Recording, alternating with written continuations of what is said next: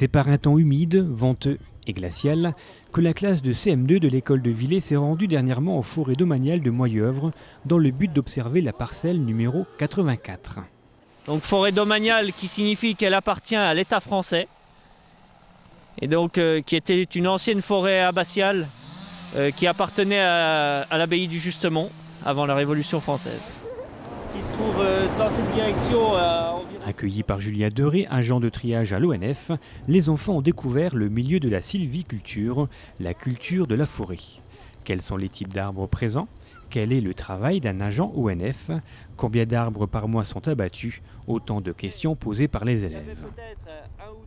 Cette parcelle fait partie d'une coupe d'éclaircies permettant d'améliorer non seulement la qualité des arbres, mais également l'écosystème. Ici, on abat les arbres non pas par plaisir, mais par nécessité. Lorsque nous sommes dans une coupe d'éclaircies comme c'est le cas, on choisit de marquer un arbre pour favoriser un autre. C'est-à-dire qu'à un endroit, par exemple, il y avait 3 merisiers et un hêtre au milieu, on a marqué le hêtre pour favoriser les 3 merisiers. Donc c'est pas forcément parce que l'arbre il est malade ou voilà. Non. On cherche à produire du bois d'œuvre de très haute qualité. Par conséquent, on adapte une sylviculture pour atteindre cet objectif. Donc, il va faire dans un premier temps une entaille en biseau.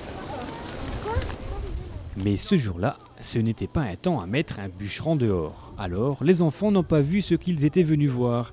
Car cette passerelle numéro 84 fait également partie d'un programme spécifique géré par l'ONF. Une parcelle dite d'expérimentation où l'on pratique le débardage à cheval. Alors, nous avons quitté la tempête et nous sommes retournés sur le site quelques jours plus tard.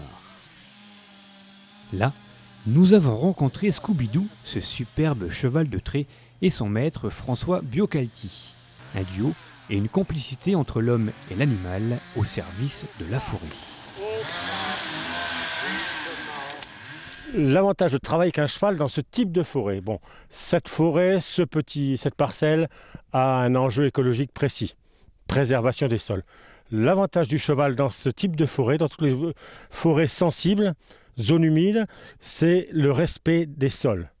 Essentiellement le respect des sols. Parce qu'on s'aperçoit que le tassement tracteur fait perdre pratiquement 10 ans de croissance à un arbre. Donc finalement, le cheval, avec ses 4 pattes, il tasse aussi, mais d'une façon beaucoup moindre et beaucoup plus ponctuelle, fait qu'on n'a aucun dégât au sol, pratiquement aucun dégât au sol, on ne peut pas dire zéro, mais pratiquement aucun dégât, et surtout un respect des perches et des bois restants qui restent après notre passage encore commercialisables pour une exploitation future. Respectant les sols fragiles et travaillant sans bruit, ni moteur, ni pollution, le débardage à cheval permet donc de lutter contre certains dégâts occasionnés par le tracteur. Loin d'être folklorique, son intérêt écologique est indéniable. En revanche, d'un point de vue économique, c'est une autre histoire.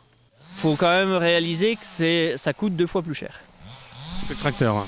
Par rapport à un tracteur traditionnel.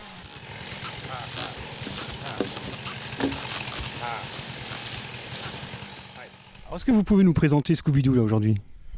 Alors Scooby-Doo, c'est un cheval de trait ardennais, belge, que j'ai acheté en Belgique à 5 ans, dressé, et qui débarque depuis l'âge de pratiquement 15 mois, qui est un cheval qui fait 750-800 kg, et qui ne fait que du débuscage, c'est-à-dire qu'il ne travaille pas en attelage ou choses comme ça, il ne fait que du travail de bois en traîne. Quelle est la plus grosse difficulté de votre métier ? Ma plus grosse difficulté, c'est de trouver régulièrement des chantiers.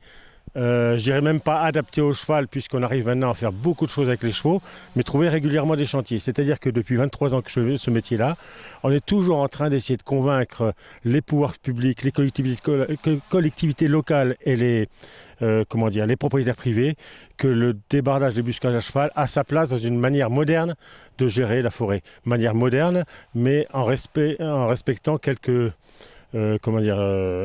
systèmes environnementaux. Est-ce que c'est un métier qui est en voie de disparition finalement ? C'était il y a quelques années en voie de disparition. En fait, on s'aperçoit qu'en France, depuis quelques années, On est en constante progression, très lente progression, mais une bonne progression quand même.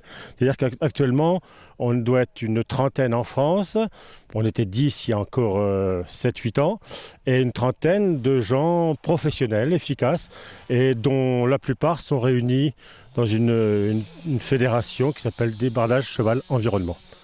Une fédération pour valoriser les compétences des débardeurs professionnels, mais également pour répondre à la demande croissante de l'utilisation du cheval. 10 débardeurs en France il y a 10 ans contre 30 aujourd'hui, des chiffres qui semblent donner raison à cette technique. J'espère de tout cœur généraliser ces opérations sur les endroits sensibles au tassement de sol. Cette collaboration entre l'ONF et les débardeurs devrait être reconduite dans les prochaines années. Le bilan de cette passerelle d'expérimentation étant positif, Scooby-Doo sera certainement de retour prochainement dans nos forêts, histoire de montrer une nouvelle fois toute sa force et sa puissance.